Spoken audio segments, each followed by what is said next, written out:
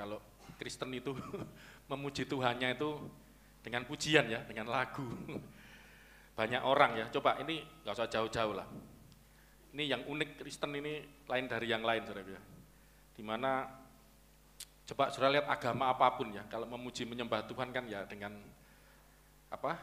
Ya istilahnya kalau musik pun ya, pujian pun jenisnya itu mesti yang model lama. Kristen itu terutama karismatik ya, seperti kita up to date ya musik. Nanti mungkin tahun berapapun kalau karena enggak masalah, musiknya itu enggak masalah ya, jenis musiknya, alat musiknya enggak masalah ya. Dulu belum ada drum, belum ada keyboard. Selama ini kan kita waktu corona ini mainnya cuman akustikan ya. Lama-lama saya lihat drumnya nganggur, bassnya nganggur, soundnya nganggur, wis sikat aja. Memang karena di YouTube kalau direkam berantakan semua tuh, belum punya alat kita. Tapi kalau untuk Instagram kan langsung dari luar ya, makanya wis enggak apa-apa kalau YouTube-nya khotbahnya aja. Kita untuk pujian ya, karena nanti pun kalau nanti ke depannya tahun berapa ya, 10, 20 tahun, 30, 100 tahun mungkin musiknya berubah, ya pasti akan ngikutin ya. Karena Allah kita itu Allah yang selalu update, up to date ya. Waktu Tuhan itu selalu sekarang, ya sekarangnya ya sekarang kita, nanti 100 tahun lagi ya itu sekarangnya Tuhan juga gitu ya.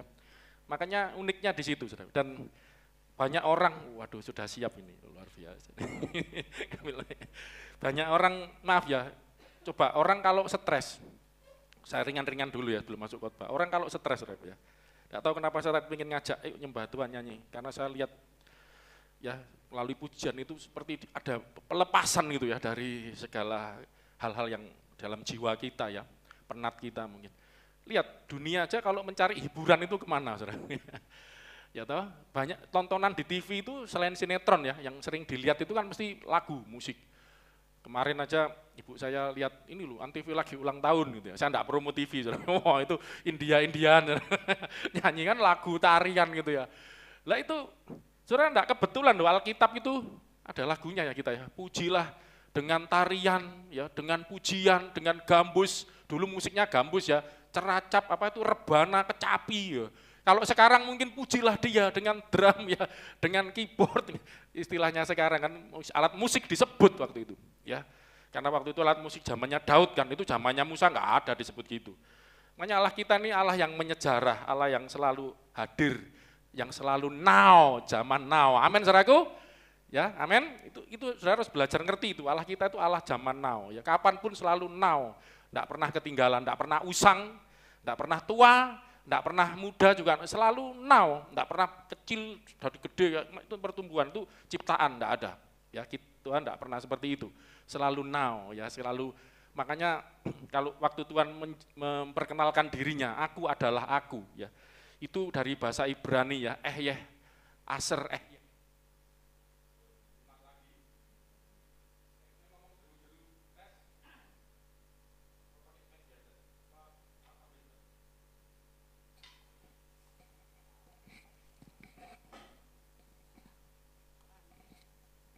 ya puji Tuhan agak aneh ini. Jadi aser itu itu dari hayah ya, kata dasarnya hayah. Itu aku datang, ya hayah itu datang ya. Nanti aku ada, aku datang, yang aku datang. Jadi itu kata kerja sekarang, makanya saya lihat di Septuaginta itu ya, huon yang sekarang gitu ya. Yang telah ada, yang telah ada dan akan datang. Yang ada dulu, itu kadang-kadang terjemahnya lagu itu ada tuh, yang telah ada itu terjemahnya karena ngikuti nada ya, sebetulnya yang paling benar tuh yang ada dulu, aku yang ada sekarang ini ya. Nanti lain kali kita akan belajar, berapa kali ini kita akan belajar tentang nama Tuhan, kenapa kok namanya Yahweh gitu ya, itu dari kata dasar hayah ya, datang atau ada, yang maha ada. Jadi yang ada, siapa engkau? Yang ada memang, yang ada. Jadi kalau kita ini bukan yang ada, kita ini diadakan, diciptakan, semua ini diciptakan, semua ini diadakan. Tapi Tuhan itu tidak diciptakan, tidak diadakan, tapi yang ada, itu maksudnya arti nama Yahweh. Nanti kita akan perdalam, karena kita nanti juga akan belajar ya tentang nama Tuhan, termasuk hari ini. Ya, saya akan mau khotbah tentang bait Allah ya. Disitulah nama Yahweh, nama Tuhan. Ya. tinggal. Ya, sebelumnya kita masuk ke situ, saya tadi kepingin ngomong ya tentang ini, saudaraku, Tuhan kita ini yang ada, yang makanya kalau berbicara sekarang Yesus ngomong, aku berkata kepadamu, ya selalu sekarang, karena waktu Tuhan itu selalu sekarang. Dan kita bersyukur bahwa melalui puji-pujian ya saudaraku ya, orang cari hiburan, orang cari ya menghilangkan penat, maaf ya kadang ke tempat karaoke atau dengerin musik, dengerin lagu. Kadang-kadang tanpa musik kayaknya sepi gitu. Ya, manusia seperti itu, mencari seperti itu. Tapi kita bersyukur ya saudaraku ya, kita di gereja waktu kita memuji, menyembah Tuhan ya, pujilah Tuhan dengan musik, dengan tari-tarian ya, dengan rebana, kecapi, itu ada mazmur itu ya. Itu saya percaya Tuhan sudah melihat sampai masa yang akan datang. Tuhan sudah melihat di dalam kekekalan bahwa itulah manusia itu bukan cuman kembali sini ditukar ini lah. Enak mana itu aja yang sana. Enggak enak itu. Oke. Ya. Bahwa manusia itu bukan cuman tubuh yang kelihatan, di dalamnya itu ada batin. Manusia batinnya. Lah itu kadang musik itu juga diperlukan untuk ya untuk memberikan kesegaran jiwa. Coba Anda yang lagi penat kadang-kadang dengar musik, ya terasa nyaman enggak saudaraku ya? Itu musik dunia, saya bilang musik yang umum aja. Belum kita bilang musik yang surgawi. Wah, di surga itu nanti saudara baca Wahyu itu penuh dengan puji-pujian ya. Musik para malaikat meniup sangkakala. Gitu. Itu lain kali lah kita belajar. Oke, kita akan kembali melihat firman Tuhan, saudara. Kita belajar, saya mau memperdalam tentang bait Allah, tetapi saya bagi dua bagian, karena kalau cuma satu itu nggak cukup waktunya. Ya, yang kali ini saya akan mengajak kita belajar melihat bait Allah, itu adalah gambaran sesungguhnya dari Tuhan Yesus Kristus. Ya, Tuhan Yesus itu adalah bait Allah yang sejati. Pakai itu aja. Daripada ini karena goyang-goyang ya.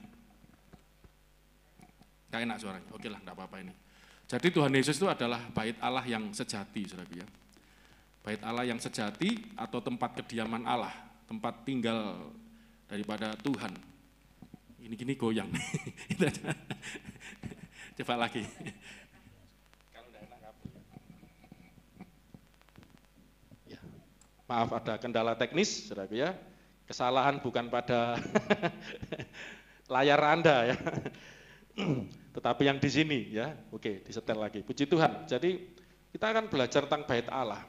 Itu sebetulnya adalah gambaran ya daripada Tuhan Yesus. Ya. Saya sengaja mengajar begini. Nanti kalau minggu depan kita belajar tentang bait Allah itu ibadahnya di bait Allah. Itu juga gambaran apa yang Yesus kerjakan, Yesus Kristus sebagai manusia ya tentunya ya.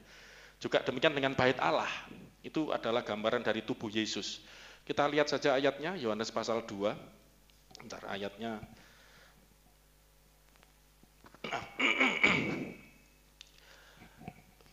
Kita lihat Yohanes pasal 2,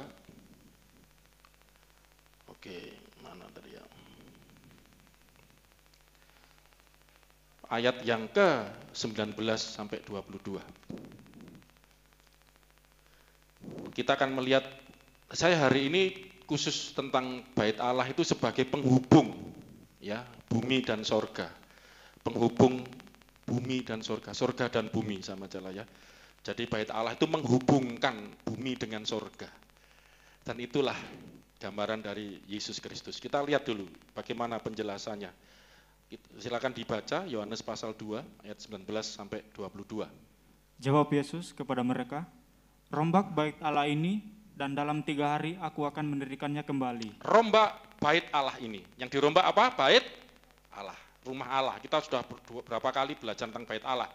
Yang di sorga itu yang sejati, dan yang di bumi, tempat tinggalnya Allah di sorga, di bumi. Di sorga juga ada kemah suci, bait suci. Itu gambaran Yesus. Nanti bisa diperdalam lagi ya, karena ada waktu. Tapi paling tidak Anda ngerti Tuhan bersemayam di sorga. Di bumi pun Tuhan bersemayam minggu lalu ya, kediaman Allah di bumi. Dan itu disebut bait Allah ya. Dan Yesus berkata, rombak bait Allah ini dalam 3 hari aku akan mendirikannya kembali. Lalu kata orang Yahudi kepadanya, 46 tahun orang mendirikan bait Allah ini, dan engkau dapat membangunnya dalam 3 hari. 3 hari? Pertanyaan, tanda tanya. Apakah engkau sanggup 3 hari ini membangunnya butuh 46 tahun? Apakah engkau sanggup dalam 3 hari? Terus? Tetapi yang dimaksudkannya dengan bait Allah ialah tubuhnya sendiri. Yang dimaksud Yesus tentang bait Allah tadi, yang disuruh rombak, akan kubangun yang baru dalam 3 hari, itu sesungguhnya yang dimaksud adalah apa? Tubuhnya sendiri. Ya, itu bicara tubuhnya Tuhan Yesus. Jadi bait Allah itu, ini ajaran Yesus loh ya. Yesus berkata, makanya bait Allah itu adalah tubuhnya sendiri. Terus? Kemudian sesudah ia bangkit dari antara orang mati, barulah teringat oleh murid-muridnya bahwa hal itu telah dikatakannya. Dan mereka pun percayalah akan kitab suci dan akan perkataan yang telah diucapkan Yesus. Setelah ia bangkit dari antara orang mati, jadi dengan tubuh kebangkitan, itu murid-murid baru sadar, oh itu yang dimaksud gitu loh. Jadi yang dimaksud bait Allah yang sesungguhnya adalah tubuh kebangkitan Kristus. 1, 2, 3. Tubuh kebangkitan Kristus itu adalah bait Allah yang dibangun oleh Tuhan Yesus dalam 3 hari itu, gitu loh maksudnya. Oke ya. Dan sehingga dari sinilah Rasul Paulus mengajar 2 ayat ini minggu lalu sudah ya. Kolose 1 ayat 19 dan Kolose 2 ayat 9. Itu gampang ingatnya ya. Pasal 1 sama pasal 2 ayatnya yang pasal 1 19, pasal 2 ayat 9 itu sama, hampir sama. Baca Kolose 1 19. Karena seluruh kepenuhan Allah berkenan diam di dalam Dia. Seluruh kepenuhan Allah. Kita udah belajar tentang bait Allah. Tempat Allah berdiam. Allah tinggal gitu. Nah, kita nanti akan memperdalam. Allah tinggal di sorga, tinggal di bumi. Hendaklah engkau membangun, mendirikan tempat kudus bagiku, supaya aku berdiam. Nah, itu ada perintah Tuhan. Nah, tapi nanti kita akan belajar, ya Allah berdiam, tinggal. Nah, saya pernah tanya kan, ini nanti di Kersel, Kersel datang saudaraku, ya kemarin 5.000 orang. Heru walaupun pulang kerja nyempet-nyempetin datang ya, karena rumahnya di sebelah. Tapi asik ya Heru ya, asik tau bisa tanya-tanya. Saya seneng lihat kemarin kan kita yang lihat dari rumah kan juga bisa ya. Anda bisa lihat di WA group itu. Lihat aja nggak apa-apa, dengerin sharing-sharing, kadang kita boleh nimbrung. Asik ngobrolnya, bicara tentang surga ya. Mas juga nambahin. Itu belum sempat, memang nanti pelan-pelan kita akan belajar ke sana, tapi paling tidak disinggung-singgung tentang surga ya. Pak Hari nyinggung ayo tentang surga, udah diajarin pastor, mau aja belajar tentang surga, melihat menjadi bagai tempat tinggal Allah dan kita juga tinggal di situ. Oke, nanti akan jadi pertanyaan gini. Saya pernah tanya, menurut Anda besar mana? Sorga sama Allah? Karena ada istilah Allah yang bersemayam, Allah yang berdiam, Allah yang tinggal di tempat kediamannya di sorga gitu loh. Ya. Besar mana Allah dan sorga, saudaraku? Besar mana? Besar Allah. Makanya istilah di dalam itu tinggal di, sebetulnya saya sudah pernah ngajar, saya bisa nafsirkan 2 tafsir itu ya, ngajarkan, menjelaskan itu. Yang pertama masalah bahasa. Bahasa Yunani itu ada 2, en sama is gitu loh. Ya. En itu diterjemahkan in bahasa Inggris itu in, dalam, ya. Kalau is itu benar-benar into, masuk ke dalam. Ya, saya sudah cek beberapa ayat itu terjemahannya, yaitu namanya terjemahan itu penafsiran karena membayangkan Allah itu seperti manusia ya. Jadi Allah yang tinggal di dalam sorga ya, padahal yang tepat en itu en ya. En itu uranu, di sorga, makanya Bapa yang di sorga. Dan itu bisa dijelaskan dengan Yesus menyuplik berkata dari Yesaya ya, langit adalah tahtaku. Ya toh, berarti takhta, langit sorga adalah tahtaku. Itu diduduki, berarti lebih besar Tuhan, dan bumi tumpuan kakiku. Ya, makanya hati-hati, terjemahan itu saya tidak menyarankan buat terjemahan lagi. Ya. Banyak pendeta itu cari terjemahan, tidak selesai-selesai. Saya mendorong hamba-hamba Tuhan, belajarlah bahasa aslinya. Untuk hamba-hamba Tuhan, ya belajar. banyak sekarang tersedia. Ya interlinear itu bagus. Ya.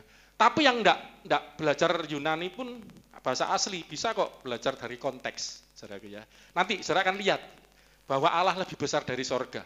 Ya, jadi kalau menerjemahkan itu sebenarnya terlalu jauh ya. Allah yang berdiam di dalam, seolah-olah Allah itu masuk ke dalam tempat, ya rumah gitu ya. Di Kersel sudah belajar ya, itu rumah itu kan penggambaran untuk manusia supaya ngerti. Tapi sesungguhnya Allah lebih besar dari surga. Kita akan lihat nanti. Bahkan Yesus pun lebih besar dari surga. Amin saudaraku? Lihat nanti. Bukan saya ngomong, Alkitab yang ngomong, firman Tuhan yang ngomong. Oke. Jadi seluruh kepenuhan Allah berkenan diam, masuk. Ya. Dan ini tadi bicara bahasa asli. Yang kedua sebetulnya juga ini masalah Allah kita ini masalahnya adalah roh. Katakan Allah itu roh, Yohanes 4 ayat 24. 1, 2, 3. Allah itu roh. Roh itu ruah bahasa Ibraninya. Artinya harafiahnya angin. Sering diterjemahkan angin, udara. Tidak masalah juga. Allah itu bisa ada di luar, Allah. Ini bicara udara ya. Di dalam sini ada udara enggak? Ada. Kalau gitu udara kecil dong, cuman di ruangan ini. Di luar ada udara enggak? Ada angin enggak? Ada. Berarti angin itu bisa di luar, bisa di dalam. Kalau pikir gitu aja ngerti, gampang. Jadi kalau enggak pakai bahasa asli, pakai pemikiran, logika, rohaniah gitu ya. Kita sedang belajar itu. Jadi seluruh kepenuhan Allah lah ini, yang kalau ini agak masalah ini. Seluruh, katakan 1, 2, 3, seluruh. Jadi gini, ini supaya pelan-pelan saya mau cepat enggak bisa. Saya mau tanya, saudara percaya enggak Allah diam di dalam kita? Allah itu loh diam di dalam kita. Tidak tahukah kamu bahwa tubuhmu adalah bait Allah? Ada ayat yang lain, bait Roh Kudus, di mana Roh Allah diam dalam kamu. Bahkan Yesus ngomong, Bapa akan datang kepadamu karena kamu percaya kepada aku. Ya kan? Tapi saya mau tanya, yang datang ke dalam diri Anda itu seluruhnya atau tidak? Dalam arti seluruh kepenuhan Allah. Ini bedanya di situ. Nanti kalau enggak loh, aku kan sama dengan Tuhan Yesus. Tuhan Yesus ya ada Allah di dalamnya, saya juga. Tapi ada kata kuncinya seluruh. Katakan 1, 2, 3, seluruh. Makanya di Alkitab sebenarnya yang disebut Allah tinggal di dalam kita itu rohnya. Itu di 1 Yohanes 3. 1 Yohanes berapa itu? Saya kok lupa terus itu ya. 1 Yohanes 3 ayat 1 enggak salah. Ayat yang belakang. Nah, ini supaya lebih Anda ngerti, supaya ini beda soalnya. Beda. Saya pernah ngajar ini. Kalau sudah pernah saya buka ayatnya lupa lagi saya. Ayat 24. Tolong dibaca. Barang siapa menuruti segala perintahnya, ia diam di dalam Allah dan Allah diam di dalam dia. Wow, Yesus, berarti saya sama dengan Yesus dong. Tunggu dulu. Dan demikianlah kita ketahui bahwa Allah ada di dalam kita, yaitu roh yang telah ia karuniakan kepada kita. Oh, yang enak aja. Tadi enak ini. Yaitu roh yang telah ia karuniakan kepada kita. Roh yang telah ia karuniakan kepada kita. Rohnya Allah. Makanya bait Allah atau bait Roh Kudus itu. Tapi kalau Yesus seluruh kepenuhan Allah. Wong itu tempat tinggal. Kita sudah belajar istilah tempat tinggal, antropomorfisme. Jadi istilah yang dimengerti antropos, manusia, yang dibentuk, yang dimengerti manusia. Firman Tuhan berbicara karena yang berbicara kepada manusia, gitu. Jadi ini digambarkan seperti tempat kediaman, rumah. Baitullah, bait Allah, tempat kediaman Allah di bumi. Di surga juga itu disebut bait Allah. Tapi kediaman itu dalam pengertian ya tadi kan, Allah itu roh. Jangan dibayangkan seperti manusia. Di dalam ini ada udara. Ini untuk harafiahnya angin atau udara aja, roh. Itu ada di sini, di luar pun ada. Tapi bicara tentang Yesus, makanya Yesus berkata, aku di dalam Bapa, Bapa di dalam aku. Nanti lain kali kita akan belajar istilah itu. Oke ya. Tapi intinya seluruh kepenuhan Allah tinggal di dalam Yesus Kristus sebagai bait Allah tadi. Kolose 2 ayat 9. Ayat selanjutnya ini, yang sama tadi ya. Silakan. Sebab dalam dialah berdiam secara jasmania. Dialah ini Tuhan Yesus. Sebab dalam dia Yesus berdiam secara jasmania. Lah ini saudara, enggak gampang. Terus seluruh kepenuhan kealahan. seluruh kepenuhan kealahan. Secara jasmani, tubuhnya tadi loh saudaraku. Tubuh kita tidak mungkin menampung seluruh kepenuhan Allah, tetapi Kristus, ini bait Allah sejati. Rombak bait Allah ini, aku akan bangun dalam 3 hari. Setelah bangkit dari kematian, murid yang, itu yang dimaksud. Tubuhnya ini adalah tubuh kebangkitan, tubuh Kristus ini, tubuh kemuliaan. Itulah ya, secara jasmani menampung seluruh kepenuhan Allah. Jadi, saya sengaja ngajar gini, saudaraku, pelan-pelan ya, supaya Anda ngerti, bisa mulai membedakan, saudaraku, tentang Bapa dan anak atau Yesus. Karena selama ini orang Kristen campur aduk. Ya. Bapa dan Yesus itu dianggap sama pribadinya. Ya, nanti ini landasan untuk belajar Tritunggal. Anda harus belajar membedakan Bapa dan Yesus itu lain, beda. Tapi satu, aku dan Bapa satu, ya seperti ini. Yesus itu rumahnya, ya gampang gitu. Bapa itu yang tinggal. Gitu loh, beda. Tetapi Yesus pernah ngomong, saya ingatkan kan, Yohanes 14 ayat, kita harus hafal ya, 10. Ini yang saya sempat buat lagu itu ya. Sampai lupa, kamu kok lama enggak dinyanyikan? Aku sendiri lupa. Takut keliru. Latihan dulu. Yohanes 14 ayat 10. Tidak percayakah engkau bahwa aku di dalam Bapa dan Bapa di dalam aku? Aku dalam Bapa, Bapa di dalam aku.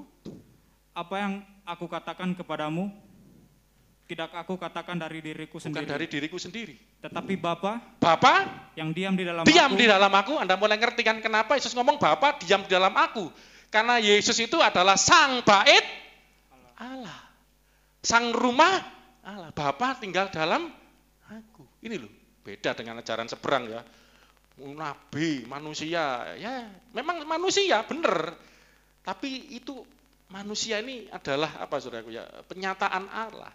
Tapi yang sejati, walaupun tubuhnya manusia, walaupun melayani sebagai nabi, bahkan kurang lengkap itu, imam, itu raja, temannya Joshua, muslim sempat tanya, dia pengen belajar ya, Mesias, Al-Masih itu apa Di kitabnya enggak ada, wes tepak, tak ajarin ini loh, lengkap gitu. Dari artinya aja di Alkitab tuh yang diurapi, ya, Ho Kristos, ya, Hamasiah, Al-Masih, sama itu. Di sana enggak ada, di Alkitab ada, itu artinya yang diurapi. Yang diurapi itu ada 3, raja, imam, dan nabi. Itu adalah orang-orang yang diurapi istilahnya, yang melayani, diurapi untuk melayani Tuhan. Dan Kristus atau Al-Masih itu, Hamasiah itu adalah tiga-tiganya. Dia imam, dia raja, juga nabi, sebagai manusia. Tapi bukan nabi biasa, bukan raja biasa, bukan imam biasa. Nanti kita akan lihat, minggu depan lebih jelas. Imam besar yang melintasi segala langit. Kalau tidak percaya, ya, Ibrani 5 ayat 1. Mulai ayat-ayat muncul semua, ini nggak cocok nanti. Ya. Sebab setiap imam besar yang dipilih dari antara manusia, ditetapkan bagi manusia dalam hubungan mereka dengan Allah, supaya ia mempersembahkan persembahan dan korban karena dosa. Ya, imam besar di dunia itu seperti itu. Tetapi imam besar yang kita miliki, imam besar yang kita miliki adalah beda dengan imam besar yang di dunia ini. Itu nanti minggu depan ya. Kita melihat bahwa imam besar yang kita punya, ya, adalah imam besar yang melintasi langit. 4 ayat 14, agak keliru. 4 ayat 14. Itu nanti yang minggu depan. Karena kita sekarang mempunyai imam besar agung yang telah melintasi semua langit, yaitu Yesus, Anak Allah, baiklah kita teguh berpegang pada pengakuan imam kita. Imam besar yang telah apa, saudaraku? Melintasi semua langit. Nanti minggu depan, bahkan langit yang tertinggi pun dilintasi. Itu cuman saya harus nyari ayatnya, sudah catatan yang lain, nanti kelamaan saya. Ya, luar biasa itu. Ya, jadi Yesus itu imam besar, iya, tapi bukan imam besar biasa. Imam besar yang melintasi langit. Bahkan nanti ada imam besar yang hidupnya Kekal, karena imam besar itu mati, ganti, diteruskan keturunannya dari turunan Harun. Itu seperti itu, saudara. Makanya bukan nabi biasa, bukan imam besar biasa, bukan cuma imam besar, juga bukan raja biasa. Alkitab katakan Tuhan Yesus itu raja di atas segala raja. Rajanya raja. Oke ya, nanti kita akan perdalam minggu depan itu, karena kita akan belajar tentang ibadah di bait suci. Itu kuncinya di imam besar, ya saudara ya. Oke, kita lanjut. Tadi kita sudah melihat bahwa Yesus itu rumah Allah, bait Allah, Allah berdiri. Oke, tadi Yohanes 14 ayat 10 belum selesai. Dibaca lagi sampai selesai ya. Yohanes 14 ayat 10 lagi. Ayo. Tidak percayakah engkau bahwa aku di dalam Bapa dan Bapa di dalam aku? Apa yang aku katakan kepadamu, tidak aku katakan dari diriku sendiri, tetapi Bapa yang diam di dalam aku, Bapa yang diam dalam aku, dialah yang melakukan pekerjaan. Dialah yang melakukan pekerjaan. Jadi kalau Yesus yang ngomong, sesungguhnya siapa yang ngomong? Kok enggak berani baca dari ayat ini loh. Bapa. Jadi kalau Yesus buat mujizat, sesungguhnya siapa yang sedang membuat mujizat? Bapa yang di mana? Di dalam dirinya Yesus. Ini arti rohaniah loh, bukan berarti tubuh Yesus bait Allah dalam pengertian secara fisik ya, tapi memang inilah tempat kediaman Allah. Ya. Oke, paham ya? Jadi ini tempat bait Allah itu tempat kediaman Allah, dan disitulah Yesus Kristus sang bait Allah. Dan saya akan sebelum masuk tentang menghubungkan fungsi bait Allah, menghubungkan surga dan bumi, saya mau mengajak Anda melihat tentang nubuatan, bagaimana anak Allah yang membangun bait Allah. Kalau Anda teliti, kembali ke Yohanes 2 ayat 19, dibaca lagi, Yohanes 2 ayat 19. Jawab Yesus kepada mereka, rombak bait Allah ini, dan dalam 3 hari aku akan mendirikannya kembali. Siapa yang mendirikan bait Allah? Loh, bukan, ini ayat ini loh. Siapa yang bait Allah? Salomo mendirikan, kemah suci memang Musa. Ya. Tapi sesungguhnya menurut ayat ini siapa yang mendirikan bait Allah itu? Rombak bait Allah ini dalam 3 hari. Aku ini siapa? Yesus akan mendirikannya kembali. Jadi bait Allah itu Tuhan Yesus kan, berarti bicara tubuhnya. Yang mendirikan siapa? Tuhan Yesus juga. Umat kan tambahan kan? Nanti minggu depan Anda akan belajar imam besar itu Tuhan Yesus, korban yang dipersembahkan imam besar itu juga Tuhan Yesus. Tabir yang dilewati untuk mempersembahkan masuk ke ruang Maha Kudus juga itu bicara tubuhnya Yesus. Umat kan tambahan. Sebetulnya inilah cara berpikir logika rohani. Kita jangan membatasi dengan pikiran jasmani. Yesus adalah bait Allah, sudah saya jelaskan panjang lebar. Ternyata dia juga yang membangun bait itu gitu loh. Ya melalui karyanya, dengan dia mempersembahkan nyawanya, ya. Inilah tugas yang kuterima dari Bapa untuk menyerahkan nyawaku dan menerimanya kembali. Yohanes 10 ayat berapa ya? 27 itu. Itulah tugas yang kuterima dari Bapa gitu.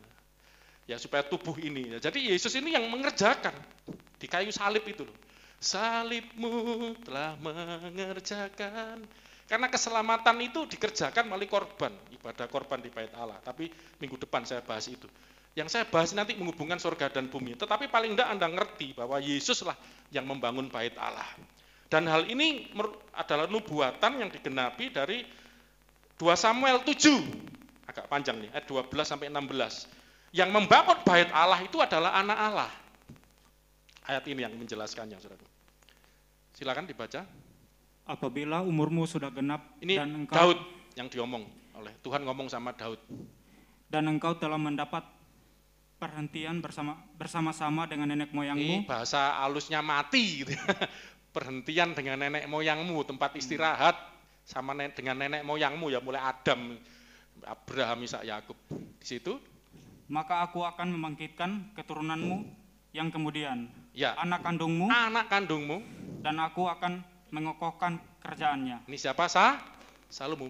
Tunggu dulu. Salomo, ya, ayat 13. Nubuatan itu seperti itu. Ini bicara tentang, jadi di Alkitab itu semua itu berbicara tentang Yesus. Adam itu bicara tentang Yesus. Bait Allah tadi juga bicara tentang Yesus. Abraham, Ishak, Yakub, para bapak leluhur. Musa itu juga bicara Yesus. Nanti kita kalau perdalam itu panjang banget. Semua berbicara tentang Yesus, termasuk Salomo, itu adalah tipologinya Tuhan Yesus. Dialah yang akan mendirikan rumah bagi namaku, dan aku akan mengokohkan takhta kerajaannya untuk selama-lamanya. Untuk Selama-lamanya. Saya mau tanya, Salomo kerajaannya selamanya? Saudara tahu enggak, setelah Salomo mati, kerajaannya terpecah 2. Salomo anaknya namanya Rehabeam, itu nanti megang kerajaan yang namanya kerajaan Yehuda. Yang di atas 10 suku, ini 2 suku sama Benyamin. 10 suku itu jadi kerajaan Israel, ibu kotanya Samaria. Itulah cikal bakalnya orang Samaria di zamannya Tuhan Yesus. Terpecah. Apakah kokoh selama-lamanya? Berarti ini bukan bicara tentang Salomo gitu loh cara membaca Alkitab tentang nubuatan. Tapi memang nanti yang membangun Salomo. Bait Allah terus bait Allahnya sekarang mana? Hancur. Nanti saya akan bicara tentang kehancuran bait Allah. Dan Yesus sudah nubuatkan itu, tidak ada satupun batu yang tetap. Karena harus dirombak memang. Ini bukan yang sejati.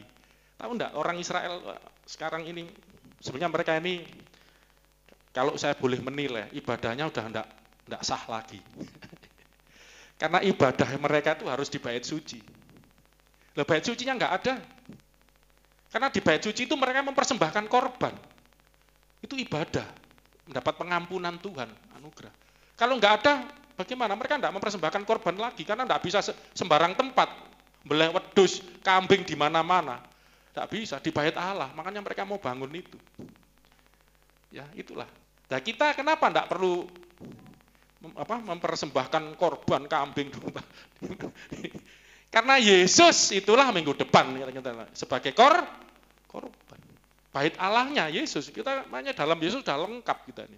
Ya, aku akan melakukan takhta kerajaan selama-lamanya. 14. Aku akan menjadi bapaknya. Aku akan jadi bapaknya. Dan ia akan menjadi anakku. Jadi anakku. Jadi istilah bapak anak bapak ini adalah bukan kelahiran secara biologis. Ya, ini Salomo sebut anak Allah juga, bukan berarti Allah kawin dengan siapa, istrinya siapa, terus jadi punya anak namanya Salomo kan enggak. Dia akan jadi anakku, aku jadi bapaknya, ya kan? Terus apabila ia melakukan kesalahan, maka aku akan menghukum dia dengan rotan yang dipakai orang dan dengan pukulan yang diberikan anak-anak manusia. Nah, memang Salomo ngalami ya, dipukul Tuhan, dipecah kerajaannya karena dia memang sempat enggak setia kan. Sempat menyembah berhala, terseret istri-istrinya. Istrinya berapa saudaraku? Sak gundiknya lengkap 1000. Terus, tetapi kasih setiaku tidak akan hilang daripadanya. Seperti yang kuhilangkan daripada Saul, yang telah kujauhkan dari hadapanmu. Inilah anugerah Tuhan saudaraku. Memang Tuhan menghajar kita ya, kadang-kadang. Kita ini dipukul dengan rotan, tapi kasih setia Tuhan tidak akan pernah hilang dari hidup kita. Dan Yesus adalah gambarannya, dia disalib itu kan menerima hajaran yang diterima ganjaran yang itu Yesaya berapa? 53 ya, 53 54. Yang harusnya diberikan kepada anak-anak manusia yang karena berdosa, diterima oleh Yesus. Makanya waktu Yesus disalib, dia berseru, "Ya Bapa, Eli Eli, lama sabachthani, mengapa kau tinggalkan aku?"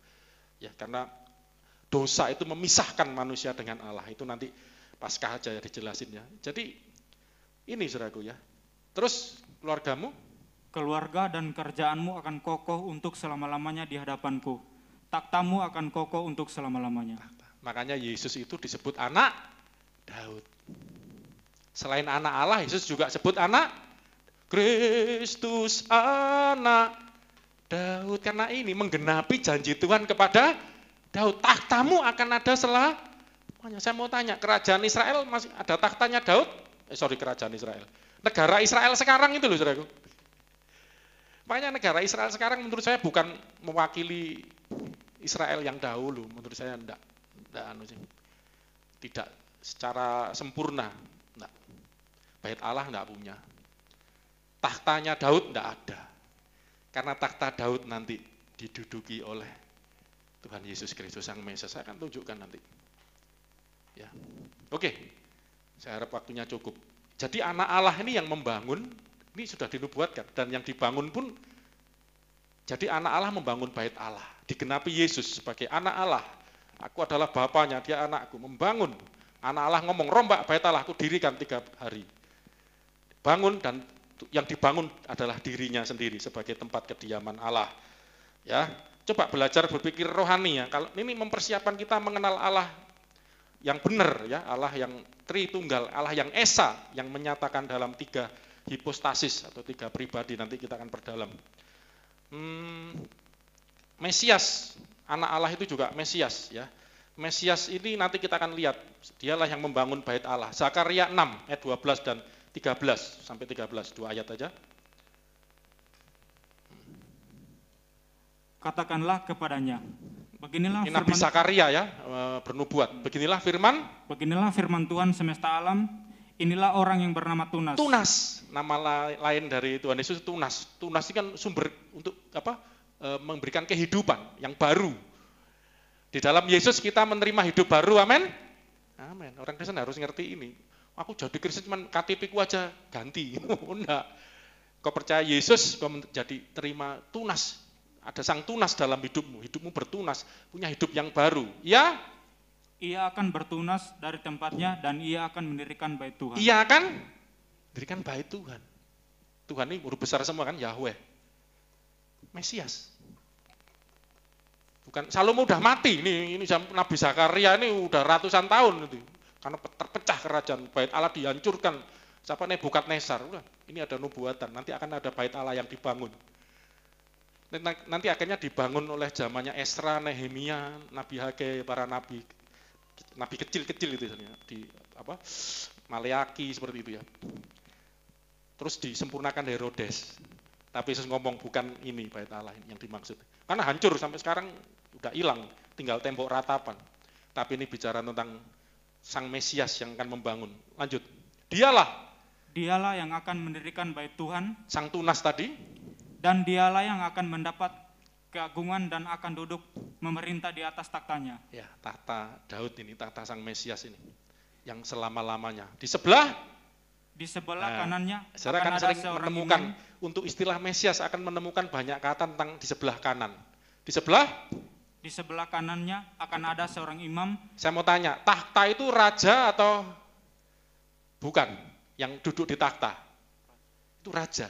Jadi itu Tunas itu duduk di tahta, raja. Dan permufakatan sebelah kanannya ada seorang imam. Nah, Mesias itu imam dan raja. Dari sinilah muncul istilah imamat yang raja. Ini imam dan raja sekaligus.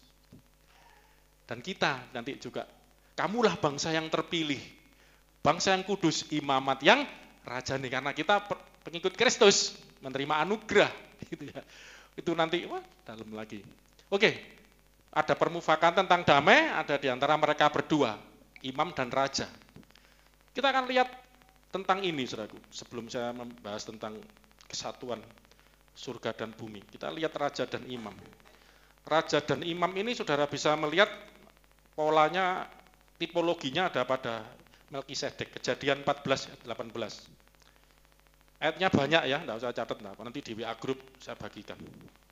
Kejadian 14 ayat 18. Melkisedek, Raja Salem, membawa roti dan anggur. Melkisedek itu raja. Namanya kerajaannya Salem, gitu, saudara. Salem ternyata damai. Terus membawa roti dan anggur. Ia seorang imam Allah yang maha tinggi. Imam Allah. Jadi ini raja tapi juga imam. Ini sudah ada polanya. Nanti di Ibrani dijelaskan. Minggu depan ini saya akan bahas. Tapi paling tidak Anda ngerti ada imam dan raja. Ya, dan orang Israel mendapat janji, ini tipologi itu diberikan juga kepada orang Israel. Keluaran 19 ayat 6.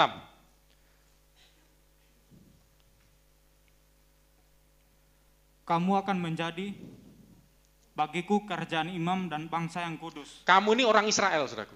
Akan jadi bagiku kerajaan imam dan bangsa yang kudus. Sampai sini. Inilah semuanya firman yang harus kukatakan kepada orang Israel.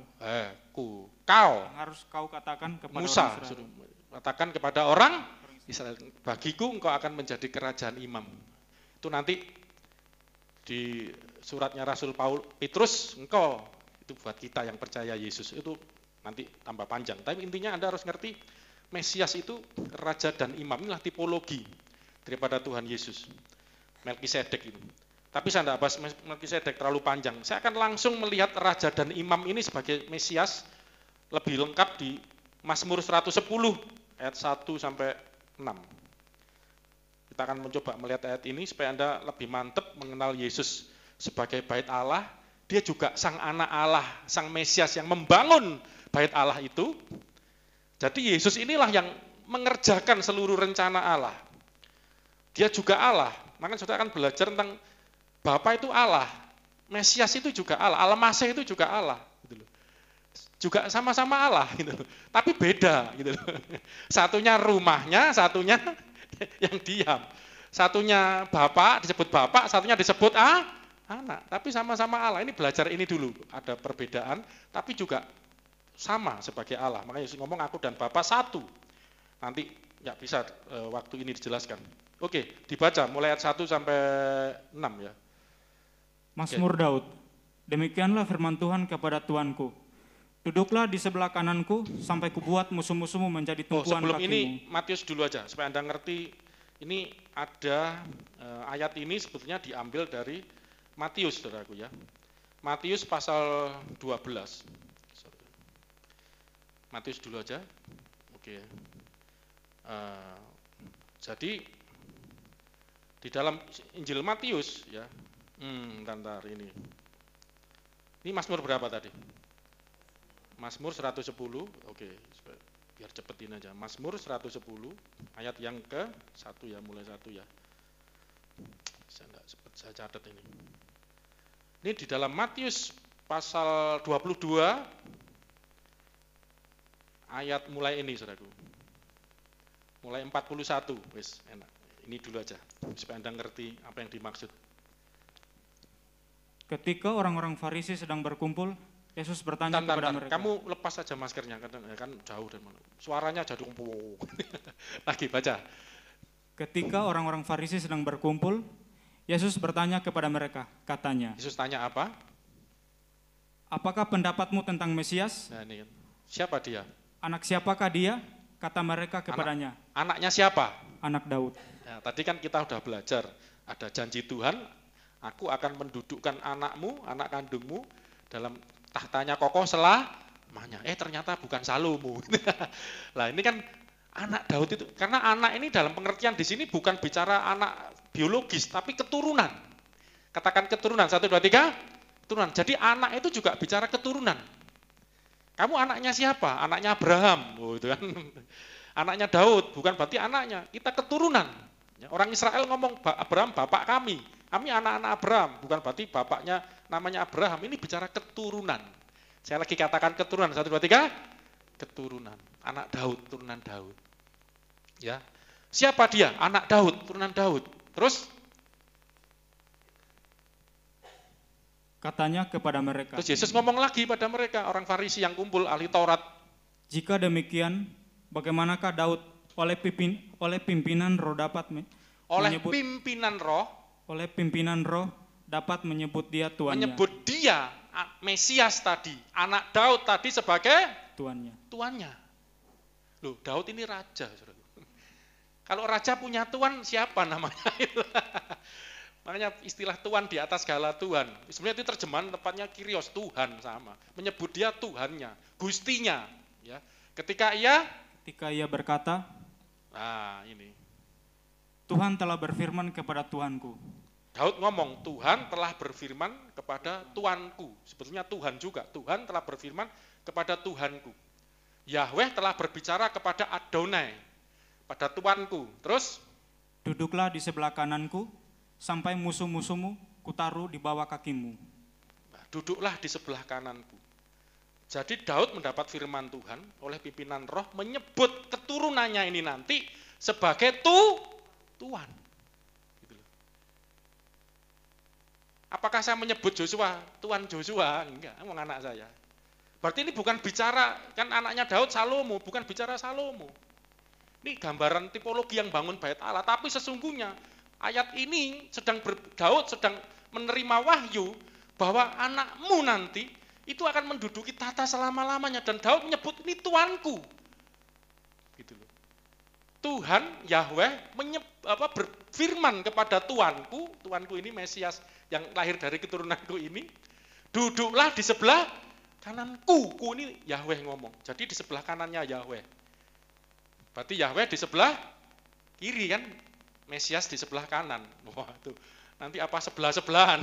Nanti kita lihat. Sampai musuh-musuhmu taruh di bawah kakimu. Untuk lebih baik ayat ini kita melihat di ayat aslinya, maksudnya ayat yang diambil dari Mazmur tadi 110. Kita balik ke Mazmur 110. Ayat 1, 2, 3, dan 4. Cepat. Oke. Mazmur Daud, baca.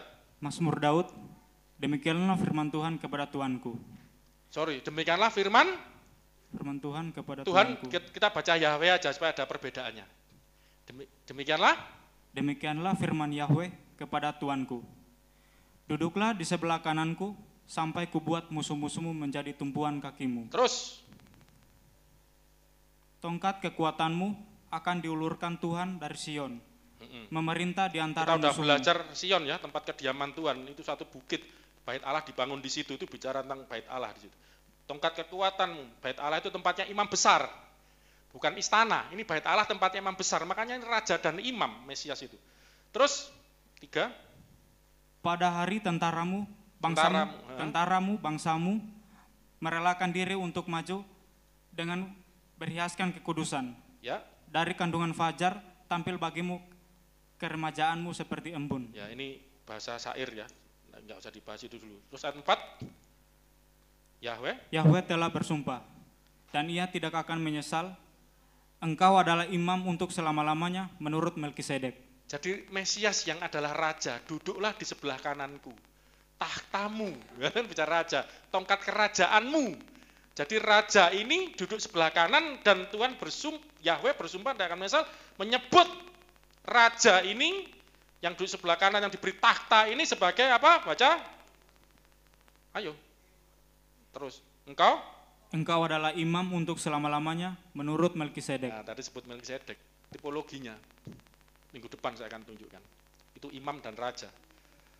Panjang nanti kemana-mana. Terus 5.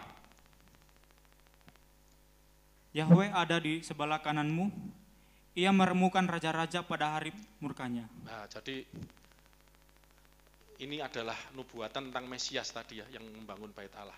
Saya mau tunjukkan, saya mumpung ada waktu sedikit tentang sebelah kanan. Katakan sebelah kanan. 1, 2, 3, sebelah kanan. Coba perhatikan baik-baik. Ini ayat 5 ya, bandingkan ayat 5 dan ayat 1. Ayat 5 ini dulu mumpung di sini. Yahweh atau Tuhan tadi ya, ada di sebelah kananmu. Jadi Yahweh di sebelah kanan.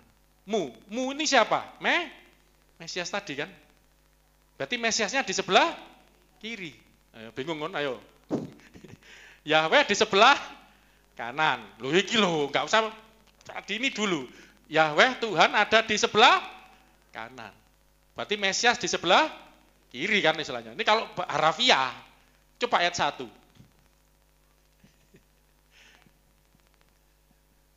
Mazmur Daud, bila firman Tuhan kepadaku, Tuhan ngomong, Yahweh ngomong kepada Tuanku, Mesias tadi, duduklah di sebelah kananku.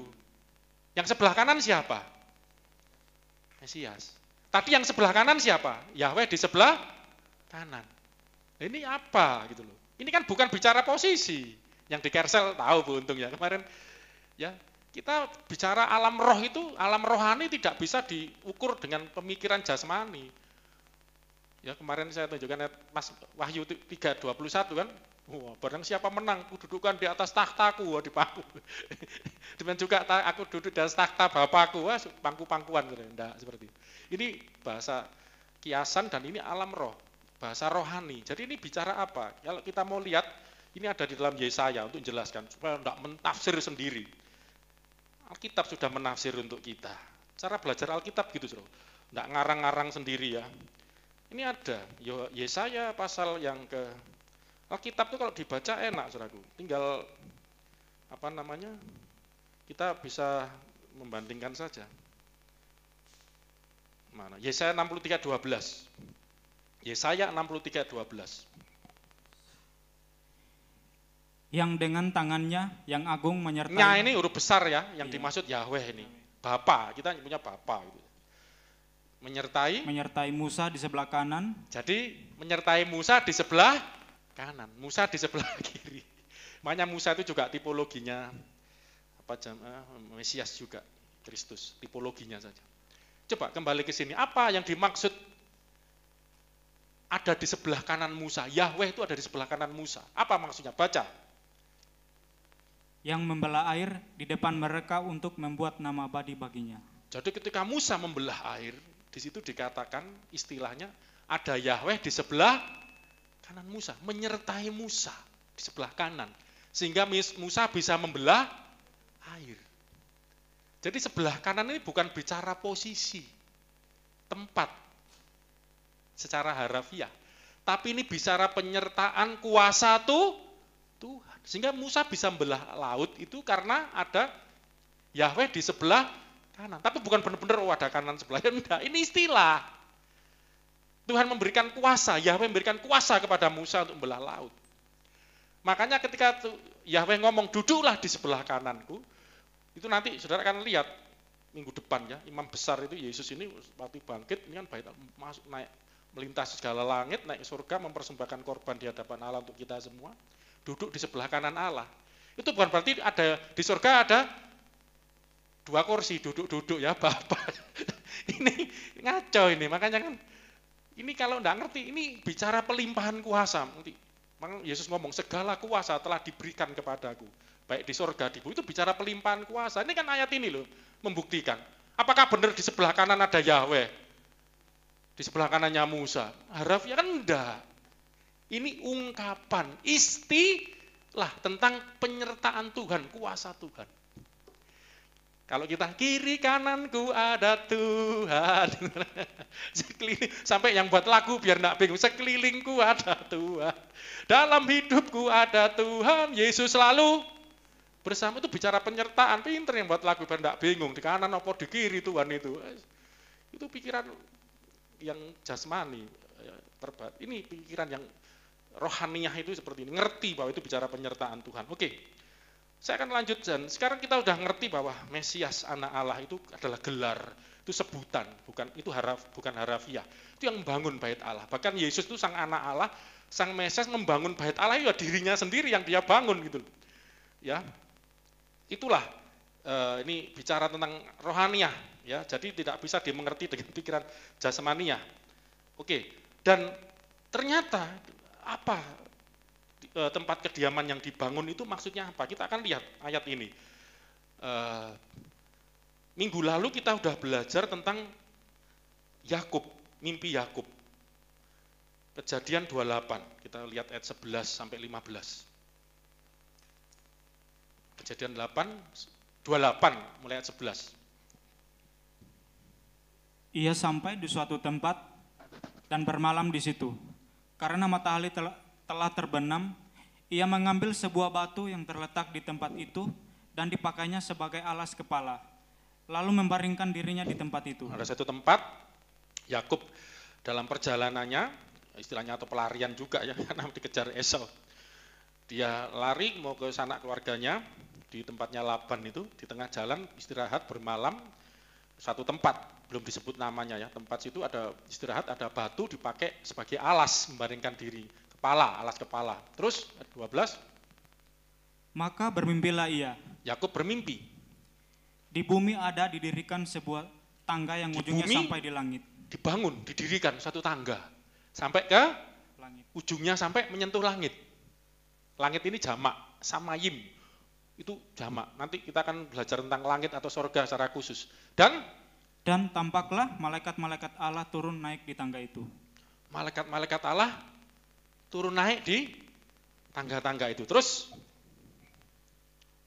berdirilah Yahweh di sampingnya dan berfirman, Akulah Yahweh, Allah Abraham, nenekmu, dan Allah Ishak. Tanah tempat engkau berbaring ini akan kuberikan kepadamu dan kepada keturunanmu. 14. Keturunanmu akan menjadi seperti debu tanah banyaknya, dan engkau akan mengembang ke sebelah timur, barat, utara, dan selatan. Dan olehmu serta keturunanmu semua kaum di muka bumi akan mendapat berkat. Israel ya, bicara bangsa Israel. Selamatan dari bangsa Israel, dari bangsa Yahudi buat kita semua melalui Yesus yang lahir. Yang dimaksud ini bicara Kristus, ini nubuatan tentang Yesus juga. 15, cepat. Sesungguhnya aku menyertai engkau dan aku akan melindungi engkau kemanapun engkau pergi, dan aku akan membawa engkau kembali ke negeri ini. Sebab aku tidak akan meninggalkan engkau, melainkan tetap melakukan apa yang kuizinkan kepadamu. Kujanjikan kepadamu.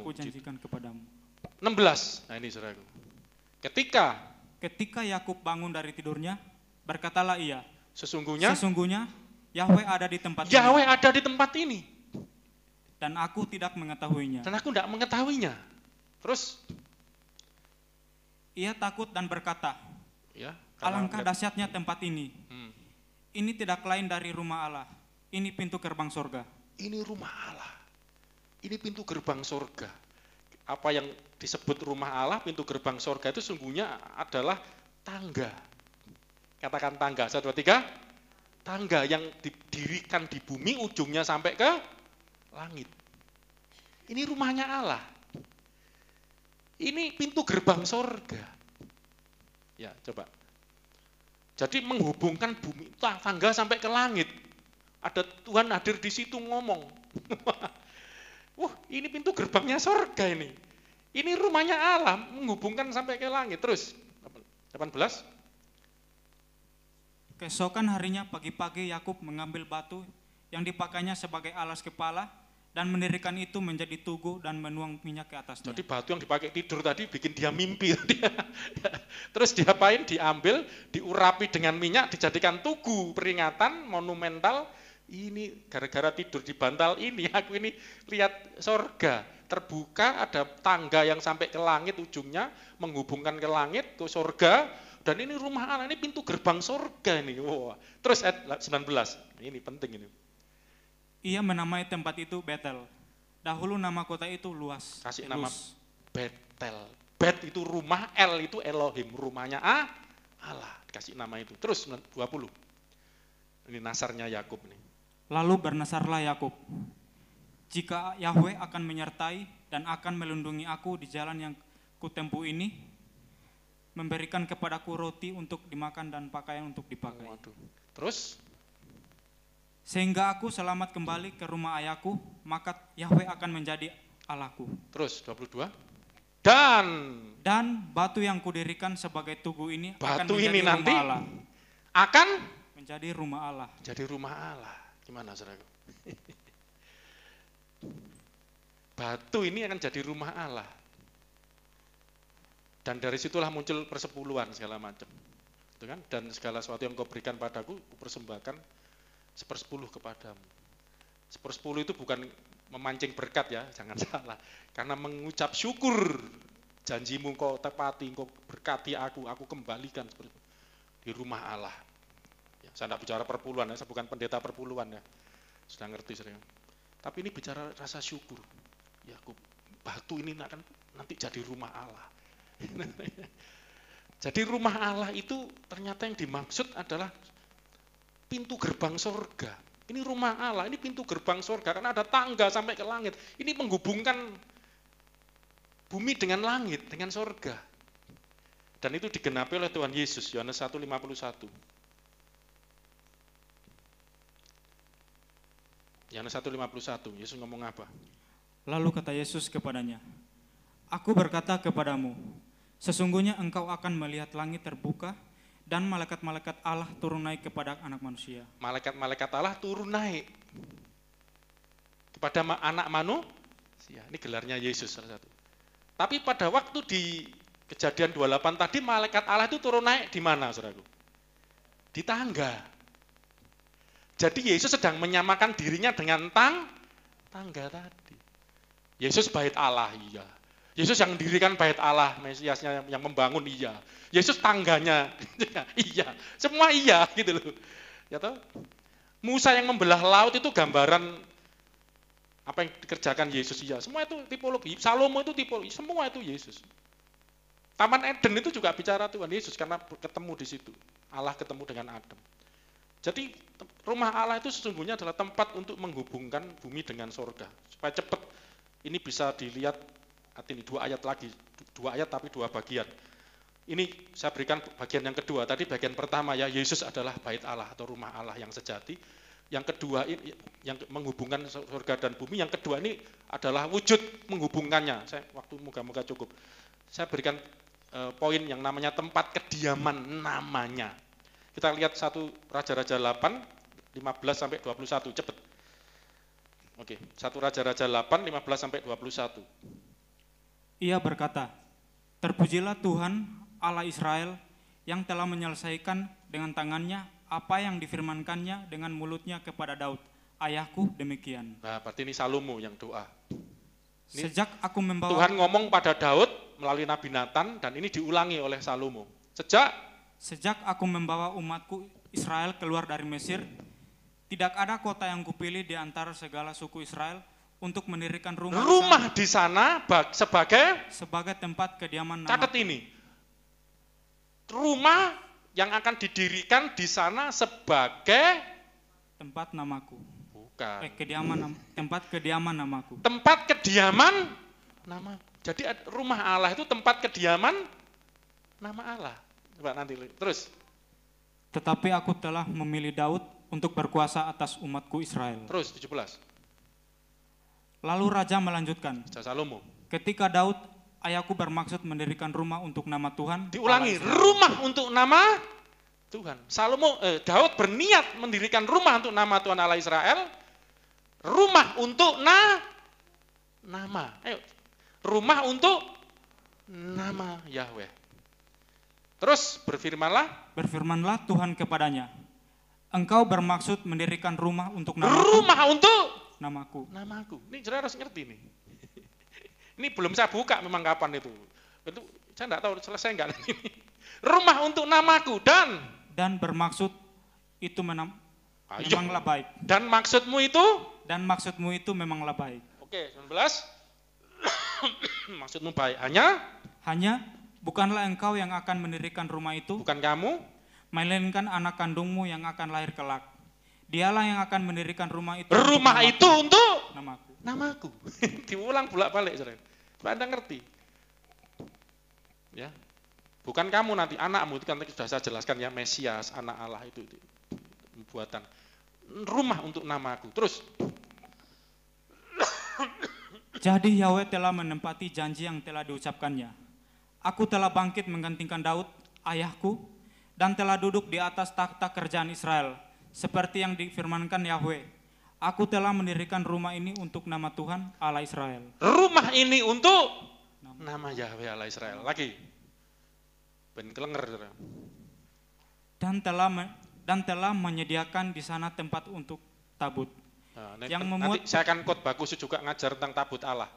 Yang memuat perjanjian yang itu telah juga diadakan, Yesus, bicara Yesus. Semua bicara Yesus ya apa? Perjanjian yang telah diadakan Yahweh dengan nenek moyang kita ketika mereka dibawanya keluar dari tanah Mesir. Ya. Sampai berapa tadi? 21 ya, selesai berarti. Maaf. Dan inilah jadi rumah itu untuk nama Yahweh. Ya, tempat kediaman nama Yahweh. Ini aja, 2 Tawarik 6 ayat 6, satu lagi. Kalau bisa ayat 5 lah, 5 dan 6. Ini ada ayat perbandingannya. Sejak aku membawa umatku keluar dari tanah Mesir, tidak ada kota yang kupilih di antara segala suku Israel untuk mendirikan rumah di sana sebagai tempat kediaman namaku. Namaku. Nama Tuhan. Rumah Allah itu tempat kediaman nama Tuhan. Ini mulai gambar nanti. Saya belum jelasin loh, enggak nuntut waktunya. Tapi paling tidak Anda tangkap dulu nih, poin kedua ini. Dan tidak ada orang yang kupilih untuk menjadi raja atas umatku Israel. Kecuali Daud tadi, itu nanti penjelasan. 6. Tetapi kemudian aku memilih Yerusalem sebagai tempat kediaman namaku. Memang bait Allah itu tempatnya di Yerusalem ya, di bukit yang namanya Sion. Itu disebut, kita sudah belajar minggu lalu, Allah berdiam di bait Allah, di Sion, di Yerusalem, di Israel, dan memilih Daud untuk berkuasa atas umatku Israel. Ya saudaraku, jadi kediaman untuk namaku, nama Tuhan. Nah, nanti kita akan belajar khusus tentang nama Tuhan atau Yahweh. Tapi saya tidak menjelaskan nama Tuhan dulu. Cuman maksudnya apa? Ya, bahwa bait suci itu tempat namaku. Jadi sederhananya gini. Kalau disebut Allah tinggal di bait suci, gedungnya, sesungguhnya yang tinggal itu siapa? Apa? Dari ayat yang kita baca ini tadi loh, berarti yang tinggal itu namanya. Coba dicerna dulu. Jadi rumah Allah itu sesungguhnya, sejatinya adalah tempatnya tinggalnya nama Tuhan. Dan ngerti enggak apa itu nama Tuhan? Nah, ini kan perlu dipelajari lagi. Saya jelaskan nanti sebetulnya, enggak cukup. Jadi saya pecah 3, jadi nanti bait Allah ini. Minggu depan. Nama Tuhan. Nama Tuhan itu siapa sih? Tuhan Yesus langsung. Ya, kok jadi Yesus? Nanti ada pelajarannya itu. Tapi ini aja, saya tutup dengan ini. Apa yang maksudnya nama Tuhan? Karena saya akan menutup dengan ini loh yang dimaksud surga bumi terhubung. Baca 1 Raja-Raja 8, 27 sampai 30. Agak cepat ya, karena agak panjang ayatnya. Nanti YouTube-nya dipotong aja khotbahnya yang saya langsung yang macet-macet anunya tadi. Tidak kelamaan. Terus, tetapi benarkah Allah hendak diam di atas bumi? Sesungguhnya langit, bahkan langit yang mengatasi segala langit, yang mengatasi segala langit. Yang di Kersel ngerti belajar. Langit itu ada berapa tingkat? 7? Oh, berarti lebih banyak, lebih bener. Oh, ada yang 9 loh, Dante, Perancis itu. Pujangga Perancis menyebut langit itu tingkat 9. Apakah itu paling benar? Langit itu 3 tingkat. 2 Korintus 12. Langit tingkat pertama, ingat ya, langitnya manusia. Langit jasmani. Langit yang selama manusia yang hidup di dalamnya bisa melihat, termasuk antariksa. Manusia bisa melewati ke bulan, ke Mars. Itu masih langitnya manusia, jangan salah. Orang yang ateis, aku mau lihat Tuhan di langit. Langit itu karena penerjemahan mereka itu surga itu ya langit. Naik ke sana. Enggak ketemu. Itu karena kamu baru langit tingkat ke-1.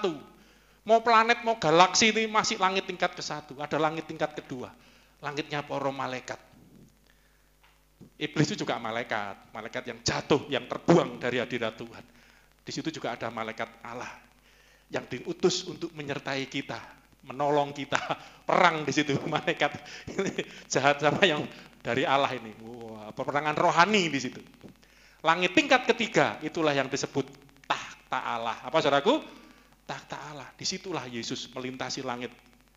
Nah, tapi itu minggu depan belajarnya.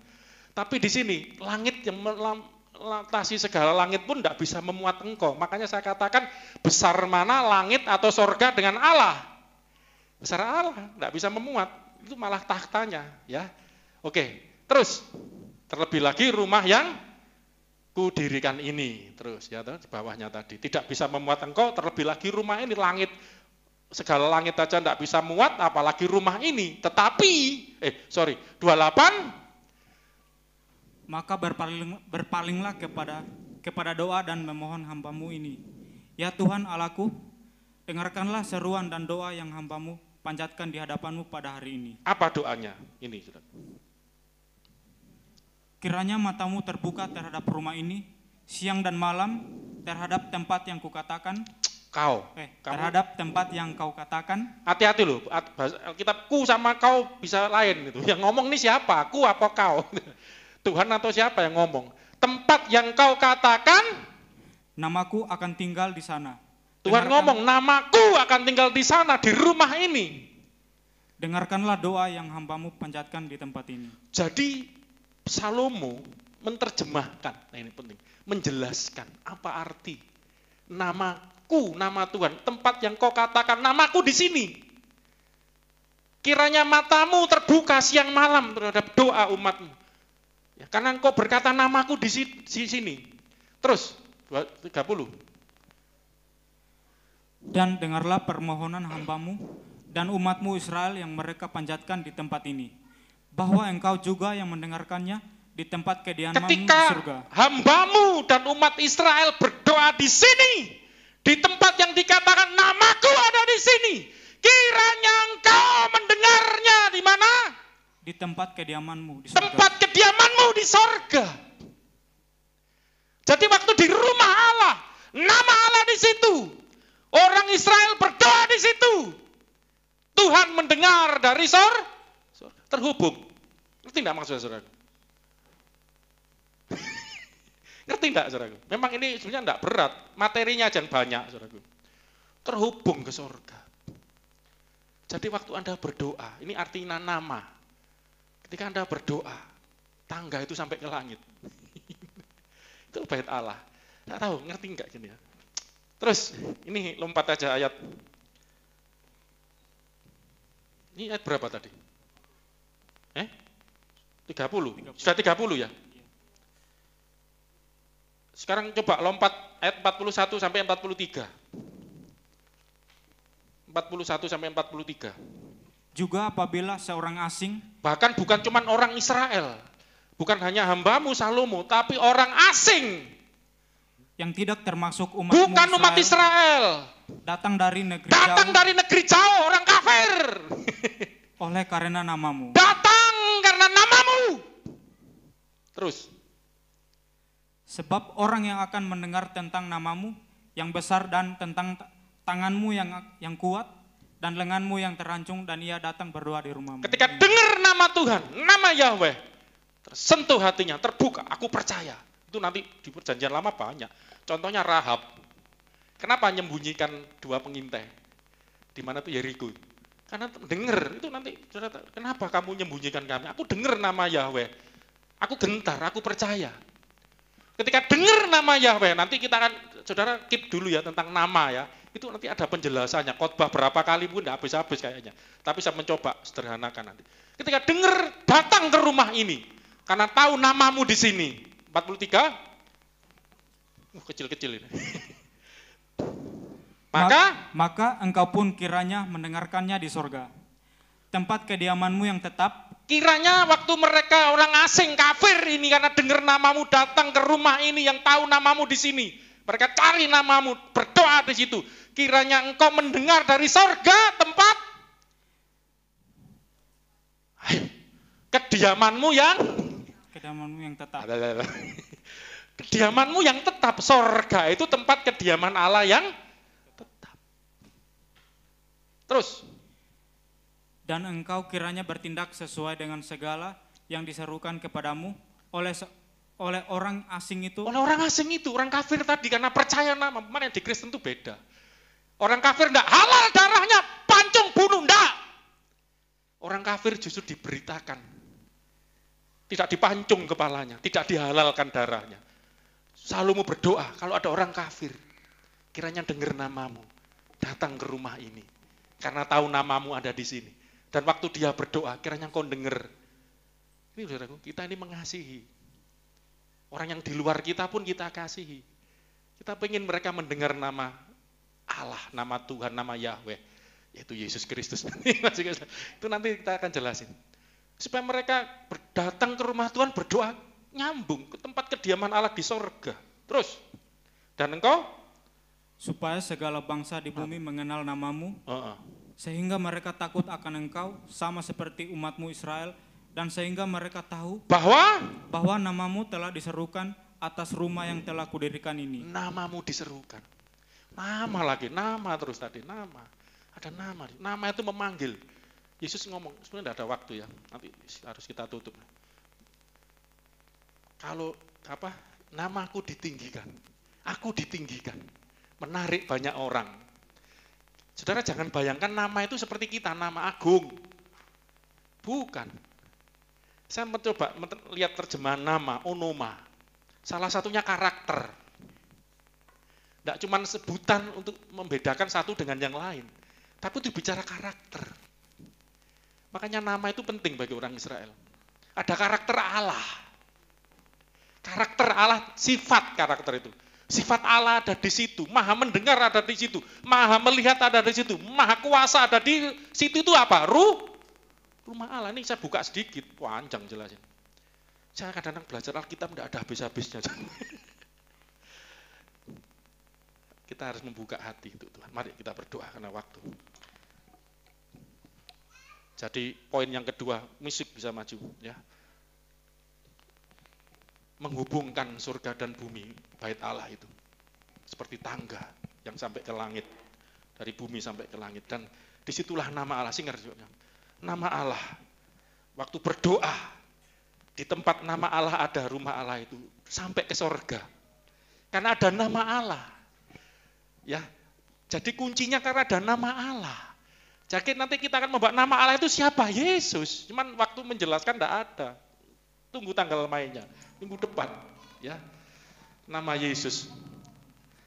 Ya, nama Allah yang menghubungkan surga dan bumi. Ketika berdoa, orang kafir pun berdoa. Kiranya engkau mendengar dari tempat kediamanmu yang tetap di surga. Nyanyi lagu tadi aja enak ya, sinar kemuliaanmu aja, F ya. Bisa kan? Sinar kemuliaanmu Bapa. Ayo kita bangkit berdiri saudaraku, kita cuma satu lagu kita berdoa, kita akhiri ibadah kita. Sinar kemuliaanmu. Sinar kemuliaanmu Bapa memenuhi sekelilingku, memenuhi di sekelilingku. Ku rasakan hadiratmu, ku rasakan hadiratmu. Kau gelamkan jiwaku. Ku ingin tetap tinggal bersamamu. Sekali lagi. Sinar. Lagu ini berbicara tentang kerinduan. Ujian penyembahan yang ada di dalam rumah Tuhan.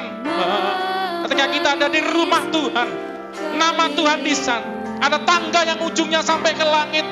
Inilah pintu gerbang surga. Kita bisa merasakan Tuhan Bapa. Jiwaku, ku ingin tetap tinggal bersamamu.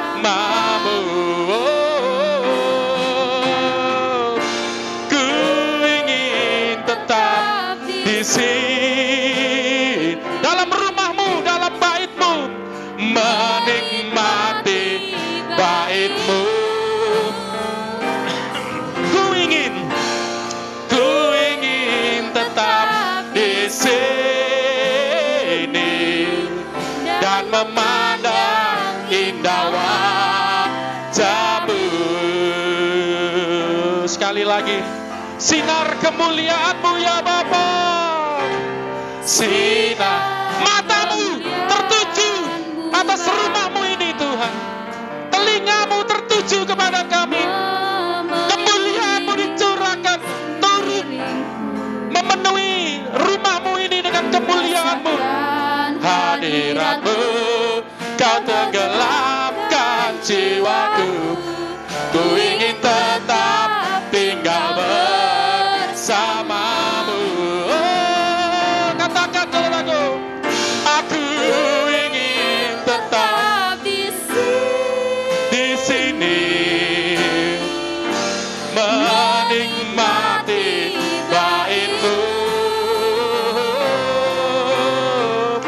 Aku ingin tetap di sini dan memandang indah wajahmu. Aku ingin tetap di sini dalam baitmu Tuhan, menikmati bait kudusmu. Ku ingin tetap di sini dan memandang indah di dalam Yesus Kristus, saudaraku. Saudara dan saya yang percaya kepada Dia dijadikan bait sucinya juga. Karena Yesus Kristus sang bait suci yang sejati itu, bait Allah yang sejati itu, telah datang dalam hidup kita, tinggal dalam hidup kita. Kalau melalui karyanya di kayu salib, dia membangun bait suci melalui tubuhnya. Aku akan membangun bait suci kembali 3 hari melalui kematian dan kebangkitannya untuk memberikan kehidupan yang baru bagi manusia. Yesus datang dalam hidup kita, membangun bait suci juga dalam hidup kita. Kita dijadikan tempat kediaman Allah, supaya surga bumi menjadi satu dalam kasih namanya, dalam nama Yesus. Makanya Tuhan Yesus mengajar berdoa, berdoalah, datanglah kerajaanmu di bumi seperti di surga. Inilah rencana Tuhan buat hidup saudara dan saya. Ku ingin pulang dari sini, saudaraku. Memang ini rumah Tuhan, tempat kita berkumpul bersama-sama. Allah hadir di sini. Namanya ada di sini. Matanya ada di sini. Telinganya ada di sini. Minggu lalu kita belajar, kakinya berjejak di tempat ini. Tetapi jangan lupa, engkau juga dibangun oleh Kristus menjadi tempat kudus bagi Allah. Pulang dari sini, biarkan hidupmu menjadi bait sucinya, bait kudusnya, karena Allah hendak berdiam. Dirikanlah tempat kudus bagiku. Aku hendak berdiam di tengah-tengah umatku. Aku mau di mana aku berada, di situ mereka juga berada selama-lamanya.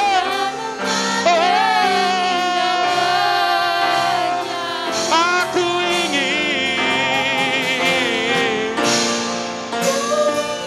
tetap di sini, dalam bait-Mu Tuhan, bait-Mu.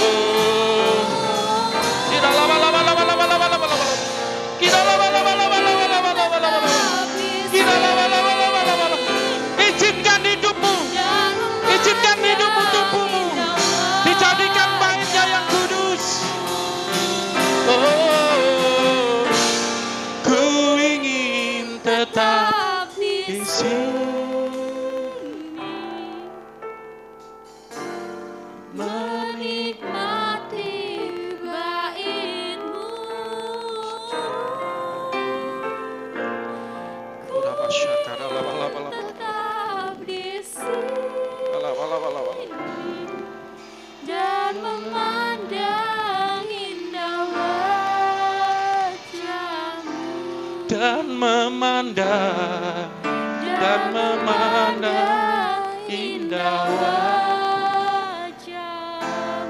Allah diam di bait-Nya dan memandang, ya hadir di bait-Nya yang kudus. Jamu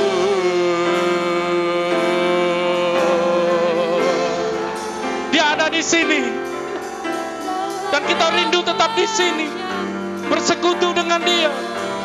Bahkan sampai pulang dari tempat ini pun, bait Allah itu adalah tubuh saudara dan saya. Oh, anak Allah yang membangun bait Allah, Mesiaslah yang membangun bait Allah, dan Dia akan membangun bait Allah juga dalam hidupmu. Hidupmu dijadikan bait-Nya, bait bagi Allah. Oh, haleluya. Ikina lama so ya lama seramo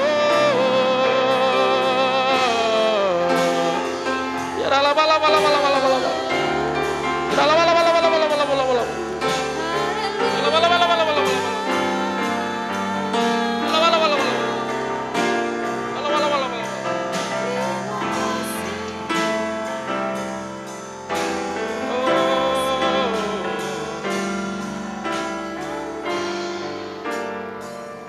Mari kita memberi diri kita dijadikan, dibangun oleh Sang Mesias Al-Masih, Yesus Kristus. Yesus Al-Masih itu membangun bait Allah dalam hidup kita. Kita dijadikan tempat kediaman Allah, Sebagaimana dia telah membangun melalui kematian dan kebangkitannya bait Allah yang sejati, tempat kediaman Allah. Seluruh kepenuhan Allah berkenan diam dalam dia. Dan karena imanmu, Sang Mesias Al-Masih itu tinggal di dalam hatimu, membawa hadirat Allah dalam hidupmu. Biarkan dirimu dibangun jadi tempat kediaman Allah. Jangan menjadi sarang bagi penyamun, seperti yang Yesus tegur kepada orang-orang Farisi, ahli Taurat, orang-orang Yahudi yang merusak tatanan bait Allah dengan menjadikan bait yang suci menjadi sarang bagi penyamun, sarang bagi dosa. No, tubuhmu telah dibeli, harganya lunas dibayar. Karena itu muliakan Allah dengan tubuhmu, karena tubuhmu adalah baitnya, tempat kediamannya. Tuhan, hambamu berdoa, urapanmu, kuasamu turun buat setiap yang hadir, yang mendengar firman Tuhan di tempatnya masing-masing. Jamahanmu terjadi Tuhan. Kuasamu menjamah hidup kami, bahwa kami dirubah hidup kami, yang lama menjadi yang baru, dari sarang penyamun menjadi rumah Allah, daripada kehidupan daging menjadi kehidupan roh. Karena kami menjadi tempat kediaman Allah secara roh. Transformasikan hidup kami, metamorfosis hidup kami Tuhan. Metanoia, kami mau berubah, mau berubah. Kami ingat, kami sadar kami adalah bait Allah, tempat Allah tinggal. Karakter Allah, sifat Allah tinggal, nama Allah ada dalam kami, dalam bait Allah. Saudaraku yang terkasih, sebelum pulang tinggalkan tempat ini, terima berkat dari Bapa di sorga, di dalam penebusan Yesus Kristus yang telah menyerahkan dirinya, dalam penyertaan Roh Kudus, curahkan berlimpah di dalam satu nama, satu karakter Allah, yaitu Yesus Kristus, terlimpah dalam hidupmu dari sekarang sampai selama-lamanya. Yang percaya pulang dengan sukacita, damai sejahtera. Tuhan Yesus memberkati kita semua. Haleluya. Amin. Selamat hari Minggu. Haleluya. Nama Yesus, menara yang kuat. Nama Yesus, kota benteng yang teguh. Nama Yesus. Rek. Coba kita. Nama Yesus di atas. Bangkit. Oh, bangkit, serukan. Bangkit, serukan nama Yesus. Maju, Nyatakan kuasanya. Kita buat iblis gemetar, kalahkan tipu dayanya dengan kuasa namanya. sekali lagi. Bangkit. Bangkit, serukan nama Yesus. Maju, nyatakan. Kuasanya. Oh, kita Buat iblis gemetar, kalahkan tipu dayanya pare dengan kuasa namanya. nama Yesus, menara yang kuat. Nama Yesus, kota benteng yang teguh. Nama Yesus, kalahkan semua musuh. Nama Yesus di atas segalanya. Drum. Nama Yesus, menara yang kuat. Nama Yesus, kota benteng yang teguh. Nama Yesus, kalahkan semua musuh. Nama Yesus